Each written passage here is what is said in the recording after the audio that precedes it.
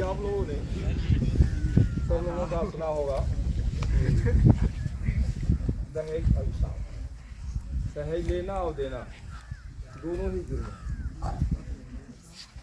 और बच्चों को परिवार की स्थिति से पढ़ाता है, क्या मेहनत करके पढ़ाता है वो परिवार ही जानता है। तो इतना मेहनत करने के बाद भी बच्चों को पढ़ाया जाए, बच्चे पढ़ लिख कर बड़े हो जाए, फिर उनके लिए दहेज एकत्र किया जाए, यह गार्जियंस के लिए बहुत बड़ी बात होती है। तो आप लोगों का दायित्व भी होता है कि जो पैसा लग रहा है उसका आप लोग सदुपयोग करें, इस लायक बन जाए कि माँ बाप पर बोझ न हो, माँ बाप दहेज देने के लिए विवश न होना पड़े। आप लोग नौकरी पा जाए, आप लोग एडजस्ट कहीं हो जाए, माँ बाप का भार कम हो जाएगा। गुड।